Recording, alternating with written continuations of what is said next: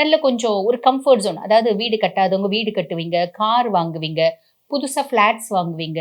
இதெல்லாம் ஆல்ரெடி இருக்குங்க. ஏதோ ஒண்ணு பண்ணுவீங்க. அதாவது நம்மளோட முன்னேற்றம், மேன்மை அப்படின்றது மறுக்கவே முடியாது. ராகு குடுக்கறத யாராலயும் கெடுக்க முடியாது அப்படின்னு சொல்லலாம். ஆக ராகு வந்து குடுக்கணும் அப்படின்னு முடிவு பண்ணிட்டார். பொதுவா ஒரு வார்த்தை சொல்லுவாங்க. சனி பகவான் கிள்ளி குடுப்பாராம். ராகு பகவான் அள்ளி குடுப்பாரு அப்படிம்பாங்க. ஆக ராகு வந்து அள்ளி குடுக்க ரெடி ஆயிட்டாரு. அந்த 9ஆம் பாவ ராகு. ஆக அந்த 9ஆம் பாவ ராகு என்னென்னலாம் குடுக்க போறாரோ, அத அனுபவிக்க ரெடியா இருங்க.